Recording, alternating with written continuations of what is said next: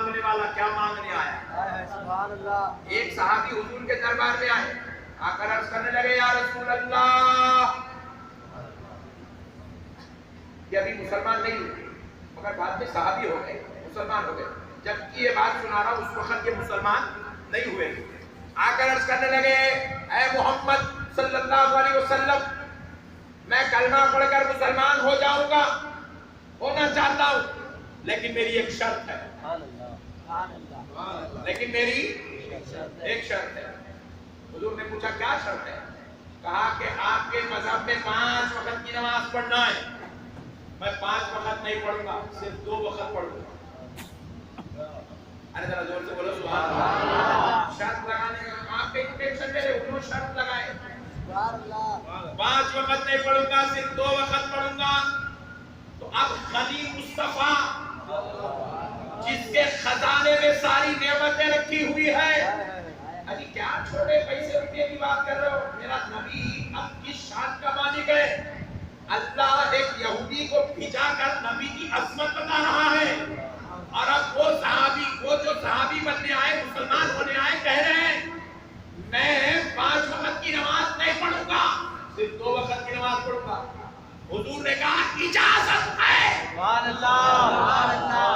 حضور نے نہیں کہا ارے بھائی اللہ کا قانون ہے میں کیسے بدلوں گا، کہ اللہ کے دین کی بات ہے میں کیسے چینج کروں گا، نہیں کہا یعنی محبوب و محب میں نہیں، میرا تیرا، جو میرا ہے وہ اس کا ہے، جو اس کا ہے وہ میرا ہے۔ کہا تم کو اجازت دی جاتی ہے، کلمہ پڑھ لو، تمہیں 2 رکعت کی نماز کی اجازت دی جائے۔ کلمہ پڑھنے کے بعد وہ صحابی 5 وقت کی نماز نہیں پڑھے، پوری زندگی 2 ہی پڑھے، پوری زندگی۔ اچھا انہوں پڑھے بول کے آپ نہیں پڑھ سکتے، لوگ اب مت، انہوں پڑھے بول کے آپ نہیں پڑھ سکتے۔ مثال کے طور پہ ہمارے ابراہیم جنیدی شروع کر دیے کل سے 2 وقت کی نماز، ان کو کوئی پوچھے کیا بھائی 5 ہے 2 کیوں پڑھ رہے، بولے میرے پیر و مرشد نقشبندی صاحب نے مجھے اجازت دی ہے، لوگ اب مت۔ میں بولا بیٹا تو بھی جاتا اندر، میرے کو بھی لے کے جاتا۔ سبحان اللہ۔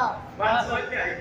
کوئی کائنات میں کسی پیر میں اتنی ہمت نہیں ہے اپنے مرید کو 2 وقت کی نماز کی اجازت دے دے، کسی کائنات کے منصاف میں مولانا میں اتنی ہمت نہیں ہے اپنے شاگرد کو 4 وقت کی اجازت دے، 1 وقت کی معاف کرا دے، مگر خدا کی قسم آمنہ کے لال کو یہ اختیار ہے کہ اس کے رب نے اسے یہ پاور دیا ہے۔ رب کہتا ہے میں نے مصطفیٰ کو ایسا غنی بنا دیا جو اس کے دربار میں آیا، جو مانگتا ہے مانگ لے، میرا مصطفیٰ دینے کو عظمت مصطفیٰ، عظمت مصطفیٰ، حضور شان دکن زندہ باد، پیر ملا اسی شان والا سلسلہ جنیدیہ زندہ باد، امیر تحریک صدا اسلام زندہ باد۔ سبحان اللہ۔ تو جب اتنی شان و عظمت سے نبی جنت دینے کی صلاحیت اور اختیار رکھتا ہے، جنت دینے کی شان جو نبی اپنے پاس رکھتا ہے، تو ویسے نبی کو توبہ میں اور دعا میں وسیلہ بنانے کو کیا ٹینشن کی بات ہے؟ ذرا زور سے بالکل نہیں ہے ایسا اردو کے دیکھ رہے ہیں باتوں سے ہے، سبحان اللہ، باتوں سے ہے، دروازے چھڑنا سبحان اللہ، دروازے کو نعرے لگانا سبحان اللہ، اڑنا اچھلنا مچلنا، جس سے محبت ہوتی نا اس کا ذکر کرے تو عاشق خوش ہو جاتا۔ سبحان اللہ۔ عاشق کیا ہوتا؟ خوش ہو جاتا، کیونکہ اس کو کچھ اور نہیں چاہیے، وہ جس کا دیوانہ ہے اس کا ذکر چاہیے، جس کا شہدائی ہوتا ہے تو اسی کا ذکر کرتا ہے، اس کا ذکر سنتا ہے تو اسے خوشی بھی ملتی ہے، راحت بھی ملتی ہے، سکون بھی ملتا ہے۔ پیارے بزرگ اور دوستو، قربان جاؤ اللہ کی رحمت پر، اتنا ہی نہیں ہے، اللہ کہہ رہا ہے اللہ اس کا رسول ان کو غنی کر دیا ہے۔ پھر آپ آگے آ کر دیکھیے اللہ رب العزت مقدس کلام قرآن مجید میں کیا ارشاد فرماتا ہے، وَلَوْ أَنَّهُمْ رَضُوا مَا آتَاهُمُ اللَّهُ۔ حالانکہ یہاں تک بھی آیت کمپلیٹ ہو سکتی تھی، یہاں تک بھی آیت کمپلیٹ ہو سکتی تھی، لیکن اللہ کمپلیٹ نہیں کر رہا ہے۔ آتاہم اللہ، اللہ کا لفظ آ گیا آیت میں، آیت کمپلیٹ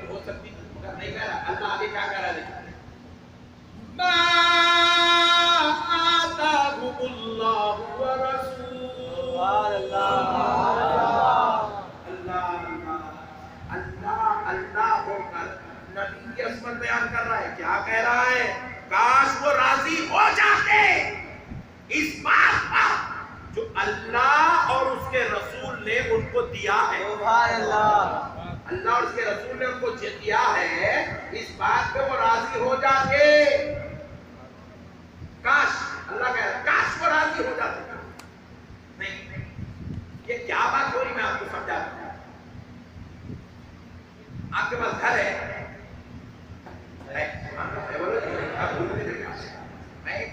میں آ کے 6 سال 8 سال ہوا یوسف کو لینے، میرے پاس گھر ہے، تم لوگ کا نہیں ہے، ایسا نہیں بولنا.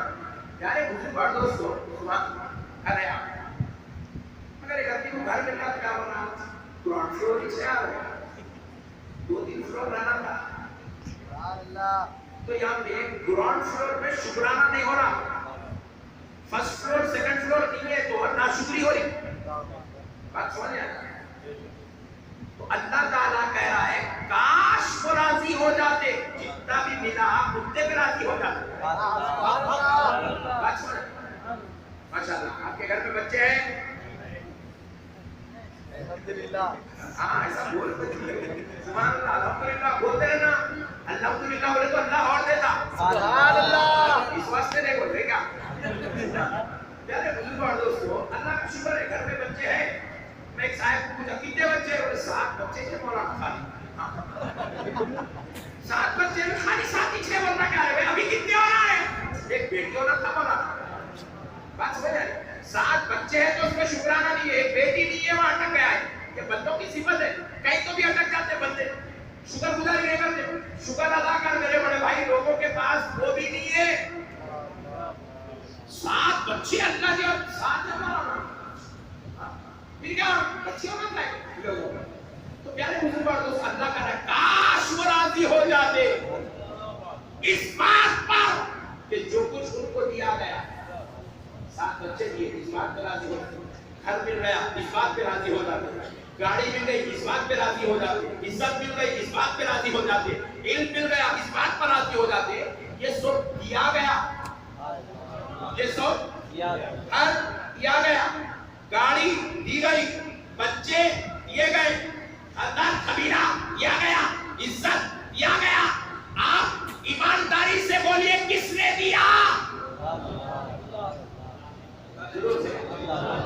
دیکھو پورے مل کے بول رہے اللہ نے دیا، مگر آپ اللہ کیسے پوچھتے اللہ کس نے دیا؟ اللہ کہتا ہے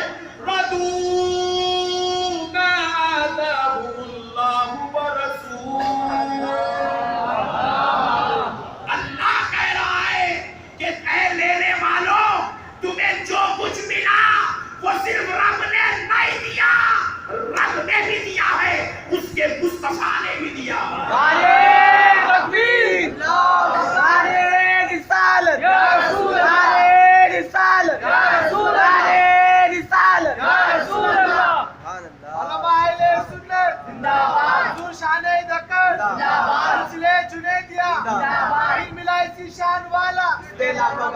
یہ ہماری بے ایمانی ہے، یہ ہماری کمزوری مانی ہے. خالی ہم کہتے ہیں اللہ دیا اللہ دیا اللہ دیا. اللہ میری توبہ کو قبول کرے گا تو خدا کی قسم اللہ اس کی توبہ کو قبول کر لے گا. بندے اللہ سے جیسی نیت رکھتے ہیں اللہ ان کو ویسا پھل عطا فرماتا ہے. اور جو بندہ یقین کی منزل پہ چلا جاتا ہے اللہ تبارک و تعالیٰ اس کو ویسے ہی معاملے فرماتا ہے. اور جو بندہ مسبسب شک اور شبے کے درمیان پھنسا رہتا ہے، دعا میں تو گنہگار ہوں، میری دعا قبول ہوتی نہیں ہوتی، میں اتنا گناہ گار ہوں، میں اتنا بدکار ہوں، میں وہ کام بھی کیا تھا، میں وہ گناہ بھی کیا تھا، وہ خطا بھی کیا تھا، میں ایسے بڑے بڑے گناہ کیا، میری کیا میں آپ آیا 2 گھنٹے کے بعد سے نقشبندی صاحب کا بیان سن لیا ہے، 2-4 باتیں سن لیا کہ میں توبہ کرتے نہیں کہ میرے پورے گناہ معاف ہو جاتے ہیں. اگر کوئی آدمی ایسا خیال کرتا ہے تو اس کے گناہ ہرگز معاف نہیں ہوتے، کیونکہ اسے اللہ کی ذات پر یقین ہی نہیں ہے. اللہ کی ذات پر اسے یقین نہیں ہے. اللہ کی ذات پر جو بندہ جتنا کامل اور جس انداز سے یقین رکھتا ہے، خدا کی قسم اللہ تعالیٰ اس کے ساتھ ویسا ہی معاملہ فرماتا ہے. اللہ جب معاف کرنا چاہے اللہ تعالیٰ جب معاف کرنا چاہے تو پھر خدا کی قسم اللہ کی بارگاہ میں پوری کائنات کے مسلمانوں کی گناہوں کی بھی کوئی اوقات نہیں ہے، کیونکہ ہمارے سارے گناہوں پر اللہ کی رحمت غالب ہے، اللہ کی رحمت غالب ہے۔ آپ بتائیں اللہ رب العزت جب پانی برساتا ہے تو پیارے بزرگ اور دوستو، کیا کوئی ایسی شے ہو سکتی ہے جو یہ کہہ دے کہ یہ اللہ کا پانی مجھے بھیگا نہیں سکتا؟ کوئی شے ایسا کہہ سکتی ہے؟ پتھر بھی وہ پانی میں بھیگ جاتا ہے جو برسات میں بارش ہوتی ہے، اور جو گھر بھی وہ پانی میں بھیگ جاتا ہے، زمین بھی وہ پانی میں تر و تازہ ہو جاتی ہے، جنگل و بیاباں کے ہر رہنے والے ہر جھاڑ کا پتا پتا ڈگالی ڈگالی ریزہ ریزہ گھاس کے ذرے ذرے اس پانی سے فیضیاب ہو جاتے ہیں۔ ارے حد تو یہ ہے کہ اللہ کی رحمت اور بارش دریاؤں پر بھی پڑتی ہے تو سمندر کو بھی کچھ پانی نصیب ہو جاتا ہے۔ اللہ کی رحمت اتنی غالب ہے کہ سمندروں پر بھی پانی پڑتا ہے تو سمندر بھی اس بارش سے فیضیاب ہو جاتا ہے۔ ارے جب میرا مولا بارش بھیجے تو بارش بغیر کسی کو دیکھے کے برستی ہے، بارش یہ دیکھ کر نہیں برستی کہ یہ نیکوکار کا گھر ہے کہ گناہگار کا گھر ہے، یہ شریف کا گھر ہے یا بدماش کا گھر ہے، یہ اللہ والے کا گھر ہے یا خطاکار کا گھر ہے۔ بارش برستی ہے تو خدا کی قسم سارے لوگوں پر برستی ہے۔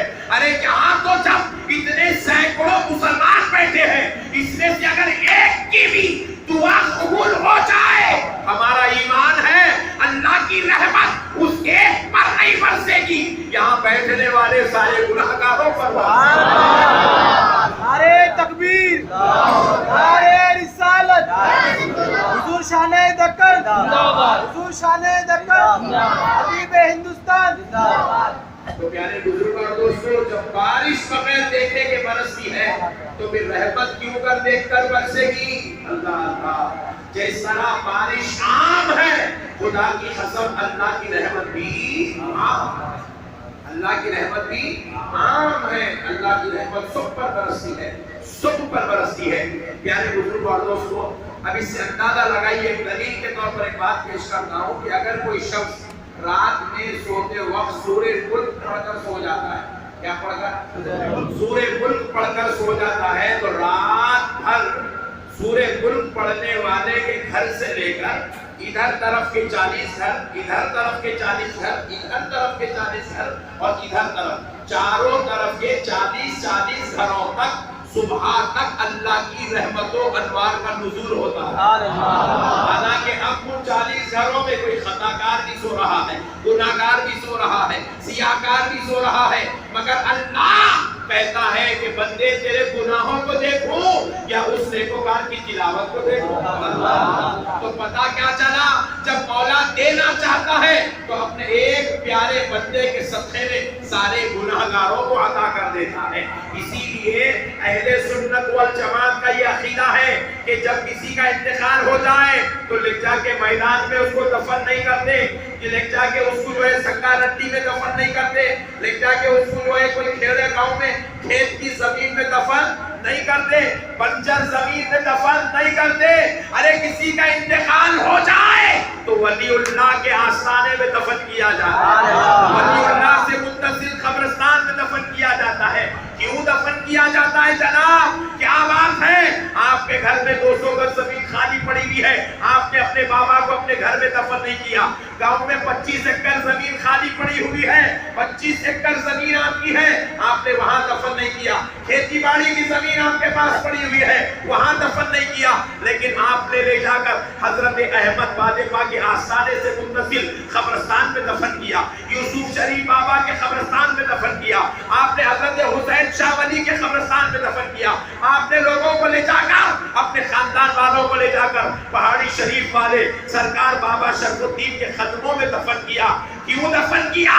اس لیے یہ ہمارا عزیز تو گناہگار ہے، مگر جس کے قدموں میں لیٹنے جا رہا ہے وہ تو اللہ کا محبوب اور پیارا۔ جب جب اس محبوب پر اللہ کی رحمتیں آئے گی، اس کے صدقے میں اس گناہگار پر بھی آئے گی، اس کے صدقے اس گناہگار پر بھی آئے گی۔ تو اسی طرح آج ہم سب گناہگار ہیں لیکن رات بڑی فضیلت والی ہے. آج ہم گناہگار ہیں مگر رات بڑی ہے. اب اگر آج کی رات اگر ہم پہ رحمت نہیں آئی تو اللہ رب العزت کہتا ہے کہ میرے بندو رحمت کیوں نہیں آئے گی؟ کیوں نہیں آئے گی؟ میں تیرا رب ہوں، میں تجھ سے 70 ماؤں سے زیادہ محبت کرتا ہوں. تو ذرا سچے دل سے ایک مرتبہ اپنے گناہوں پر توبہ کر کے تو دیکھ.